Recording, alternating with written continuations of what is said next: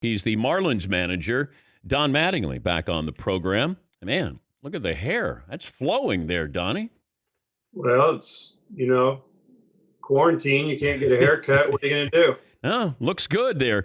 Can you settle something? Because somebody said they gave me your age, and I go, I think Don screwed up his age years ago. That you told the New York reporters you were one age, but you were actually a year older. Does that sound right? You're younger. Oh, you were a year younger. Okay. Yeah. So you were lying. Basically. No, I was really just messing with him. Well, how did it happen? I told him one day, I'm like, because I was like 23 or 22. Everybody wants to be younger, right? And I'm going like, no, I'm 21. And they're like, no, you're 20. I'm like, you got to bring proof, right? In those days, you had the photocopy IDs, a little white out, reprint it, and put the new date, and they bought it. I mean, it's New York reporters. What are you going to do? But I think there was a Topps baseball card that has your birth date as a wrong birth date. It did. It came out after that. Do you have all your baseball cards of the ones that you were on? No. I mean, I've seen like people's books and stuff. They'll show them to me. And there are so many cards, and there's cards that you like, I had never seen these before, right? So there's so many different cards. How much did you keep from your playing days? I was a little bit of a collector of like guys that I liked, like George Brett, asked for a bat, Jim Rice, guys that I liked and liked the way they played. That's kind of what I was a collector of other people's. My mom was a collector of, not a collector, but a keeper, right? Yeah. And your first contract and all those type of things end up being in a box, and they're still in a box in our storage unit somewhere. Did you get anything from a pitcher? You just mentioned hitters. I don't think so. I respected a few of them, but no, always hitters. Did you have a pitcher, though, that you respected but you didn't like? I think Roger was one of the guys, Clemens, that you respected the way he went about it. I remember a game in New York, his big year. Well, he had a lot of big years, but I think it was 86. Yeah. And his stuff was off the charts. And faced him in New York. And I was a pretty good fastball hitter. I really didn't feel like there was anybody beat me with a fastball my whole career. And he threw me nothing but fastballs that day. And it was paint. It was paint up and in. It was paint down and in. It was paint low and away. It was paint up and away. And after I think it was my third at bat, and he was probably in like the seventh or something. I said, "Hey, Rich," it was Gedman catching. I said, "How about a breaking ball just for the referee?" But that day he was just flat out for me. Like he didn't miss a spot with the fastball, and you have to respect the guy that came after you like that. And he knows you're a fastball hitter, and he's just bringing cheese as if to say, "You think you're a good fastball hitter? I think I'm a really good fastball thrower."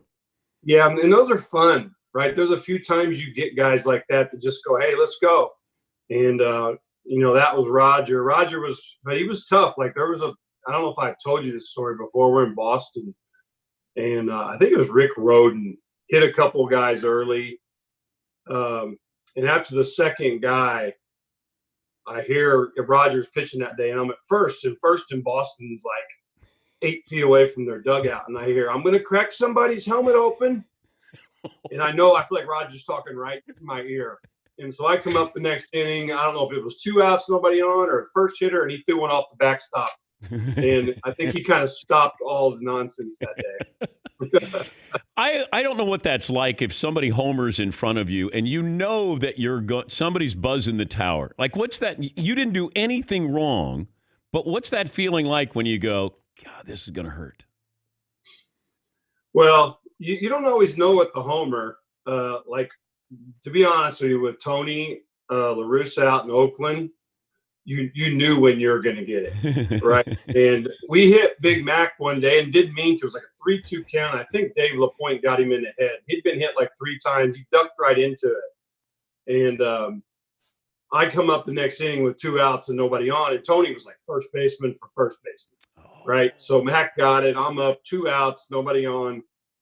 Dave Stewart on the mound, Ooh. and it was like Stu came up, and then it was like instead of like keeping his going towards the plate, he just went turned directly to me, hit me right in the middle of the back, and I was like, oh, that one hurt, and you kind of knew it was coming that day.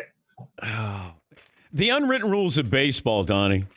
Is anybody going to write down the unwritten rules of baseball? There are probably too many, and then probably everybody's interpretation of them, right? It's just changed. It's changed a lot, and you're not going to be one of those guys that say, "Oh, the old days, this and that." It's just changed. I think the game has evolved, and it's just not going to be that way anymore. It's you still have guys that play hard and get after it, and can do it in the right way. But you still got to play within the rules of the game. They change the rules all the time. It's just part of the evolution of the game. He's Don Mattingly, the Marlins manager. You're going to have a hard time getting thrown out of games given some of these rules that you can't go out there and yell at the umpire. So this might actually be something positive for you. This could be my year, Dan. you know that. I mean, I was thinking about that before we went on here. I'm like, I'm probably not going to get, they're discouraging it. I mean, the umpires are going to be traveling with us at times. I mean, you just can't do it. Yeah. So this is my year. That you don't get thrown out. So the bet is you don't get thrown out for 60 games. No, I don't think so this year. I'm feeling really good. I've been doing a lot of yoga and stuff, meditating, a lot of namaste going on. So, I mean, I'm feeling calm right now, and I just feel like this is the year. I'm nervous about this season, and I'm not even involved in it, Donnie. So just as, what's the conversation like at home with your wife about going into this? It was a little different, right? Because we're in Indiana during the the quarantine, and they sent us out of spring training, and you watched what was going on in New York at the time. So that was kind of scary. You're thinking, who would fly into New York now? And then we're getting ready to fly into Miami, and Miami's like on a spike, and you're flying right into it. I think it's different. I think you have to take care of yourself. I think there's a lot of responsibilities for yourself, for other people's families, team. It's going to be a different year, Dan. There's going to be a lot to deal with. And I think the team that can kind of get past that, and after you do all the testing and do all the stuff you're supposed to do, who can get down to baseball, right? And do it quick. And that's what we're going to be trying to do in spring. That's what every other team is going to be trying to do. They're all talking about the same thing.